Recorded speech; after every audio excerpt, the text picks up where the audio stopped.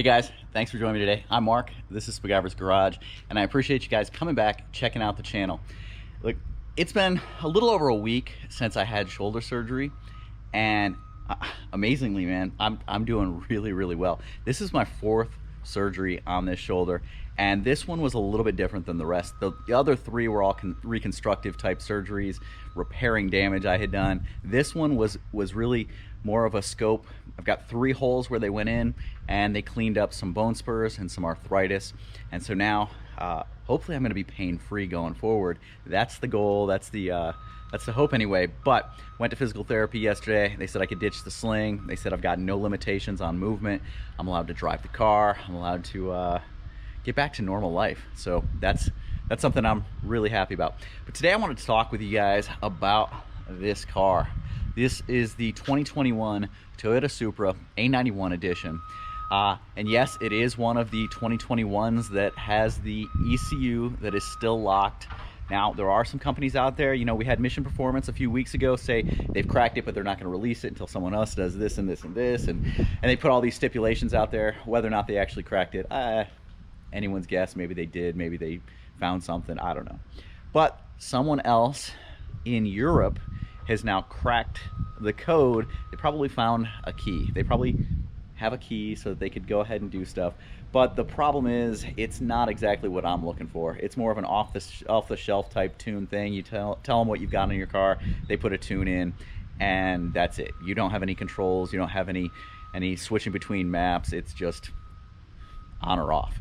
And if you go in and you get an update from the factory and they flash your car, well, now you've lost your tune. So I'm gonna stick with what I've got for right now. But what I wanted to do today was kind of talk with you guys about this. I've got 10,000 miles on the car. I've owned it for a little over 10 months now, and this is my daily driver. I drive this pretty much every single day. And I wanted to talk with you guys about what it's like being with this car as a daily driver, and what mods I've done to it, and how they affect the, you know, daily ability of this car. So let's get into this. Okay, so before we go too far, I do want to say the car is a little bit dirty. Once we open up the engine bay, you'll see it's not as clean as I like to keep it in there. The interior is not as clean as I like it to be.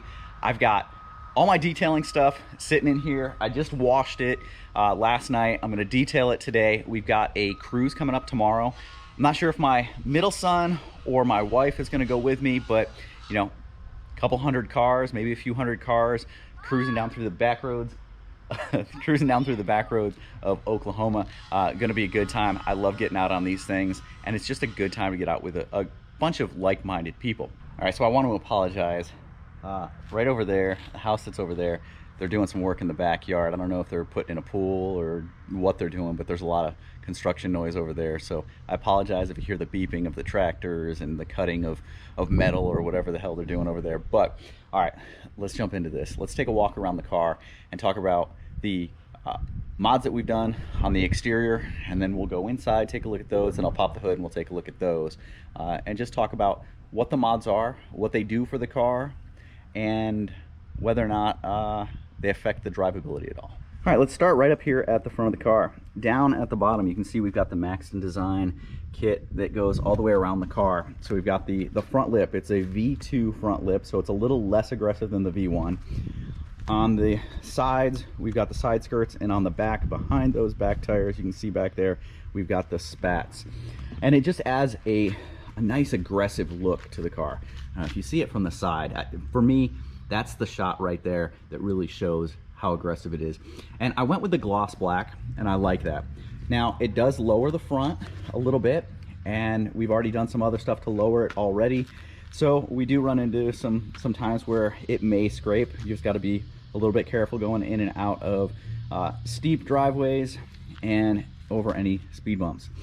I went with a carbon fiber logo there. You guys can see that it's a nice carbon fiber piece. I got that off of Etsy. Really cool design. I like it.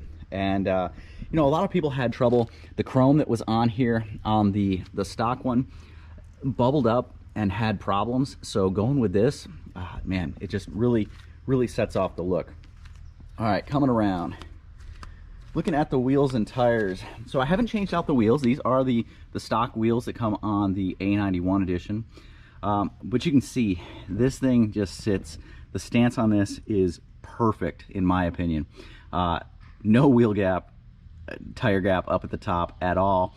So what I did was I swapped out the tires and I went from the Super Sports to the Pilot Sport AS3 Plus, and I went up a size. So I went 265 front, 285 rear, and I actually think I'm going to go with a little bit stickier tire for next summer and a little bit wider, so probably 275 up front and 295 rear. And I may go with a different set of wheels and change that up again. But on the front here we have 13mm spacers, and those spacers are to get us this fitment here, this nice flat fitment where the tire comes out and matches up with the outside of the car, so that it isn't recessed in, sunk in. It gives it that more aggressive stance, helps with cornering.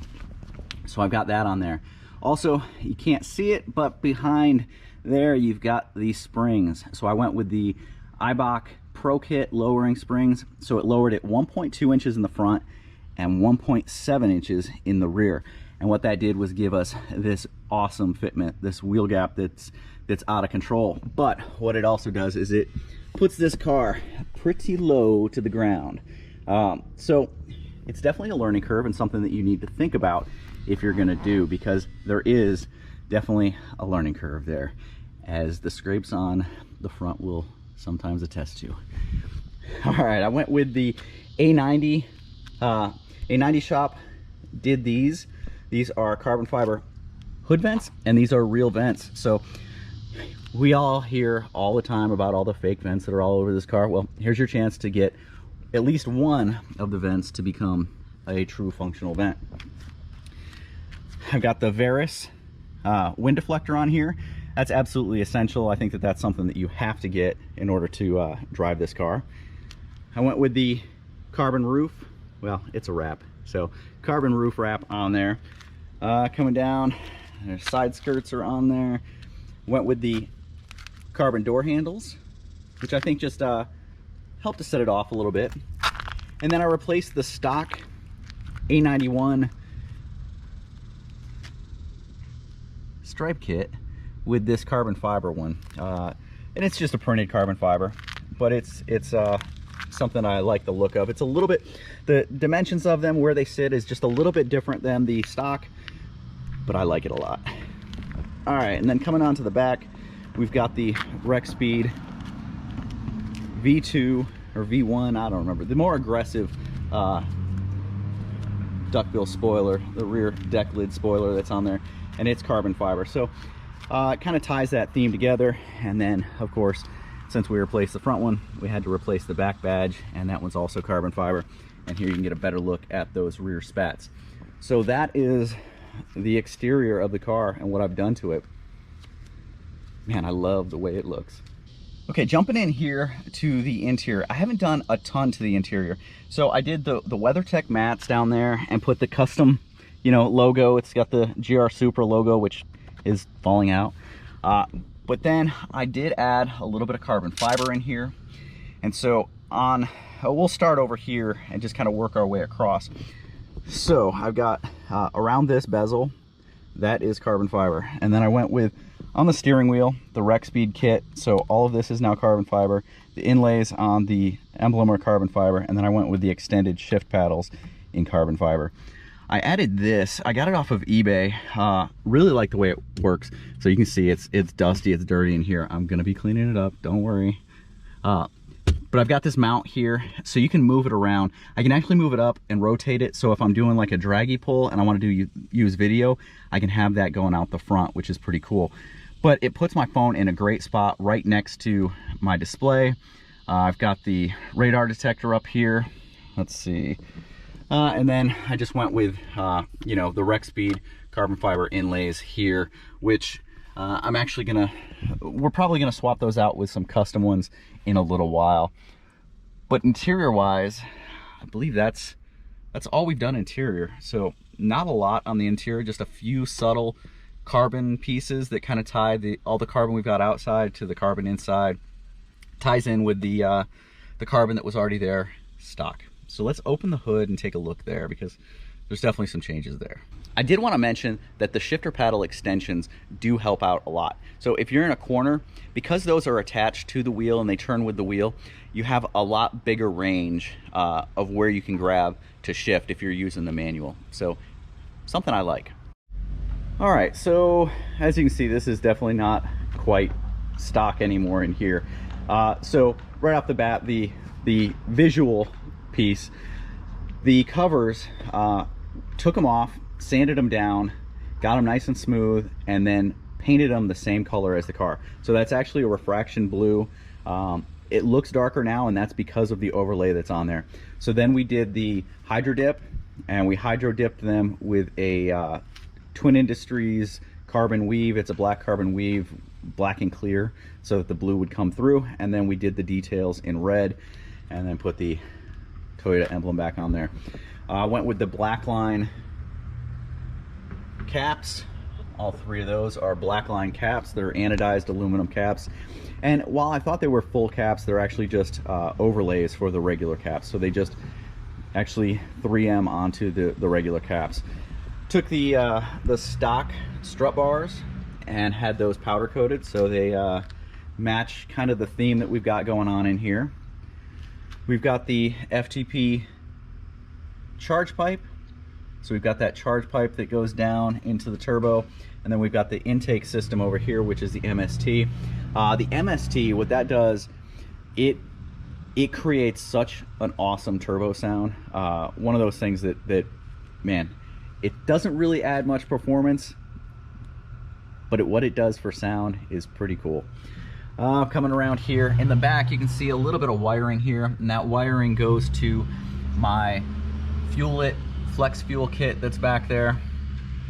And then if we look down through here, just behind the turbo there, you can see the active Autowerke catted downpipe, and that's a high flow catted downpipe, and that is a guaranteed not to give you a check engine light downpipe. So that's one of the few that's out there that actually will not give you a check engine light, and provides quite an increase in flow and horsepower, especially if you have it tuned. Speaking of tuning, in here you can see a little bit of foam, and that foam is surrounding my JB4, and there's wires that come through. It has the Bluetooth kit on it, it has the exhaust wastegate kit on it, and so that's or the electronic wastegate. That is what I'm running as a tuner, because as I said before, the ECU, which is under this cover, is not tunable yet. And then also we have the Downstar dress up kit, which gives us all of these red accents all over the engine bay, which I think help to tie everything together and give it a pretty cool look. So I said I'm running the JB4. Now the JB4 has kind of stock settings. Map 1 through 5 is really kind of stock settings, and then map 6 is one that you can go completely custom. Now you can actually go in and fine tune some of the stock ones as well, which we had done in the past, but now I'm primarily running on either map 3 or map 6, and map 6 for me is a custom tune that is tuned for this car. We have done a bunch of hits to testing, a bunch of testing to get parameters, to do logs, to keep doing tweaks, to get everything to work as well as possible. And so I've been working with Jesse DeBeers, and anybody who is running a JB4 needs to reach out to him and get working on custom tunes so that you can get the most out of the JB4, especially if you've got a locked one. If you've got a locked one that you can't do much with right now, that's the good way to go. That way you can get a little bit more out of the JB4, a little bit more out of your Supra, until the unlock comes and we can get that EcuTech, the Race ROM, get, you know, a full-on tune in there. This is about the best you can get at this point. And let's talk about numbers. So I have not dynoed this, but someone who's running the exact same setup as I am, I mean, pretty much exactly the same as far as engine stuff goes, they did just dyno theirs. So they're active Autowerke, FTP charge pipe, MST intake, JB4 with custom tuning from Jesse. Threw it on the dyno, 455 wheel horsepower and 496, I think, wheel torque. So pretty good numbers from the JB4. out of the 2021 without having to go through the process of unlocking and doing a real tune. Now, when a real tune comes out, we'll probably be pushing 550 or so, but for now, 450 works. Now let's talk about it as a daily driver. So I actually really enjoy this car as a daily driver. It is a fun car. I have about a 40-minute drive each way to and from work, so I'm putting quite a bit of miles on here. Like I said, it's just past 10,000 miles. I've done 2 oil changes on it. Since the second oil change, I've had no oil consumption issues at all. Since I put the cooler, oh, and that's another mod I forgot to talk about. Underneath, I've got that rear differential cooler from Verus, Verus Engineering, and since I put that on, I've had no oil problems there. Last time I took it in for service, had the oil changed, I had them check that and top it off just to make sure everything was good. There was no leaking, so everything is good. So I highly recommend that mod as well. Verus Engineering rear differential cooler or cooling plate. But this thing has been a lot of fun. I don't baby it. It's always on a map. Yeah, I'm always running somewhere between E40 and E50. Now every 5 or 6 tanks, I'll run a tank of 93 through it just to kind of clean out the system, a tank or 2, and then go back to having fun with it and having it with the E blend, getting as much as I can out of it. Are there any issues with using this as a daily driver? Well, I mean, with it being this low, it can be rough. You know, there's definitely some spots where it's worrisome. If there's big speed bumps, I definitely try and go around them. With it being lowered, I have 0 rubbing issues. The only rubbing issue I had was with my ZL1. Oh, I forgot about those too. I've got the ZL1 Rock Guards. I've only got them on the front right now. I had them on the front and rear. I took them off the rear because I did have rubbing issues with some of the mounting hardware rubbing on my tires. You may not have that problem. Other people have installed the same lowering kit and haven't had that problem, but for me, I just took it off and everything's been good. But it does present a little bit rougher ride, a little bit harsher ride. It's more like a sport ride no matter what setting you've got it in. The damping is still there, so you can switch between comfort and sport, but because it's lower and the springs really have taken, you know, 1.5 inches off of the ride height, you've got less travel. And so it's gonna be a little bit rougher. And so those dips in the road, you definitely feel, but the car stays planted a lot better at this point. Oh, let's see. Gets a lot of attention. It gets a lot of attention out there. But I love this car. I mean, really, really love driving this car. I know, it's a BMW. It's not a Toyota Supra. It's a BMW / Toyota Supra. It's a great car. If you're thinking about getting one, I highly recommend going for it. Not a bad car. And even though ECU is not unlocked at this point, someone is going to eventually unlock it. There are a lot of people spending a lot of money to come up with the solution for that. It's going to happen. So don't make that the reason you aren't going to get one. JB4, we're talking 450 plus wheel horsepower with just the JB4 and a couple of small bolt-ons. That is not bad at all. Not bad. So that's what I got. It is my daily driver. It'll continue to be my daily driver. I love driving this car. It's a lot of fun. If you guys have any questions, any comments, leave them down in the comment section down below.